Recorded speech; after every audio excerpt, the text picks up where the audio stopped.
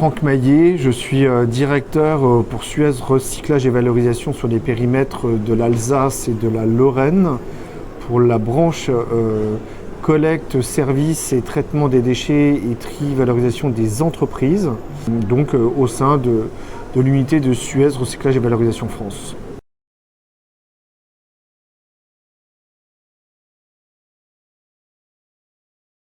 C'est un témoignage autour d'une action qui a été menée depuis un peu plus de 2 ans sur l'ergonomie du poste, la santé, la sécurité et le bien-être au travail, pour lequel chez Suez c'est un sujet prioritaire pour chacune de nos actions au quotidien. Et ce que j'ai expliqué, c'est que ce n'est pas opposé à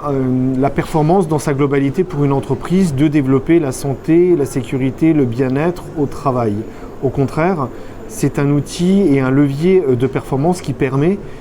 d'aller plus loin en fédérant les équipes dans un mode projet dès l'amont afin de mieux sécuriser et sensibiliser nos actions au quotidien sur le terrain, mais aussi dans toute la chaîne de valeur de l'entreprise, du commerce jusqu'à la facturation, mais surtout avec nos producteurs de déchets que sont nos clients, entreprises ou collectivités,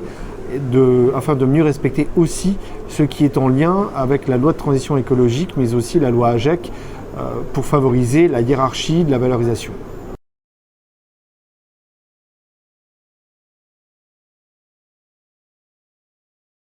Tout à fait. Les actions, ce sont des ateliers tri qui permettent de mieux configurer, de séparer les actions manuelles des actions mécaniques afin que les deux actions ne se croisent pas pour limiter les risques de collision, mais aussi les risques d'accident. D'ailleurs, aujourd'hui, on est sur un site qui, depuis 1711 jours, n'a pas subi d'accident, pour lequel on est allé plus loin concernant ces actions en question, mais aussi sur la mise en place de zones d'accès restreint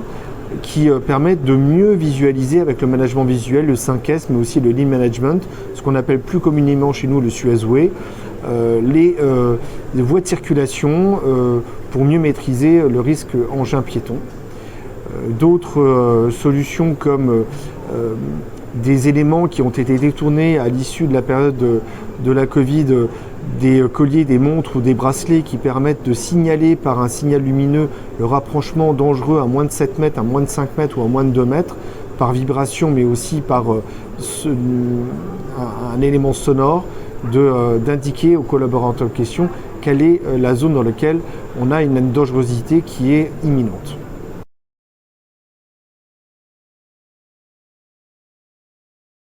Il y a eu des formations, il y a eu également des périodes d'adaptation des outils qui n'étaient pas totalement adaptés à nos activités. L'activité du déchet est une activité récente qui s'industrialise, qui est bien loin des risques, on va dire, que l'on a pu connaître depuis un certain nombre de décennies dans la sidérurgie par exemple, mais on a adapté les outils avec l'implication des collaborateurs dès le début de la volonté de le mettre en œuvre. Et puis le point quotidien ou le briefing du matin permet aussi, au travers de ce qui s'est passé la veille ou l'avant-veille, de remonter toutes les adaptations, les remontées de presque accident, verbalement, autour également de moments plus conviviaux, mais aussi grâce à des outils connectés dans lesquels à tout instant, depuis son téléphone, ils peuvent remonter des situations dangereuses ou d'environnement de travail qui n'est pas du niveau.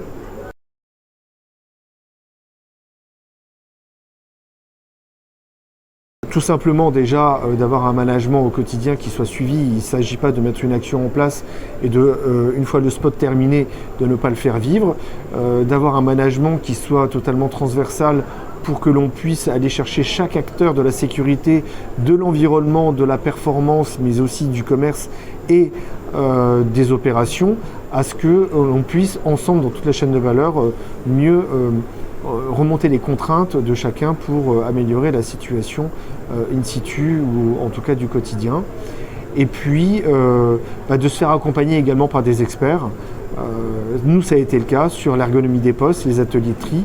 et aussi avec ce qu'on appelle la campagne onboarding et également speak up and stop, c'est-à-dire je remonte les informations que j'ai pu observer chez un collaborateur voisin mais aussi d'immerger avant de mettre quelqu'un sur une situation réelle via l'intelligence artificielle, c'est-à-dire l'immersion virtuelle. Je pense que la sécurité, c'est la responsabilité de chacun. Si j'illustre par rapport à notre activité de déchets, le sac noir à la maison ou la benne dans notre entreprise, c'est de ne pas procéder à des mélanges qui pourraient engendrer un risque sanitaire ou en tout cas un risque accidentel pour l'un de nos collaborateurs. Donc ça, c'est la loi AGEC, c'est la loi de transition écologique aussi, et c'est surtout du civisme pour mieux respecter, en tout cas diminuer le risque industriel et également incendie, puisque on sait que les objets tranchants ou encore la pile au lithium représentent par exemple 30% de nos départs de feu sur nos centres de réception de déchets. Donc la sécurité, c'est aussi l'environnement et puis c'est aussi le bon sens. Mettre des études technologiques à tout bout de champ, c'est bien, mais ça ne résoudra jamais le bon comportement. Et je pense que stimuler également les esprits dans des mises en situation virtuelles, parfois jusque presque réelles, ou en tout cas apporter une vision en prenant de la hauteur sur une situation dangereuse que l'on observe par ailleurs, c'est la remontée d'informations et les collectifs qui l'emportera.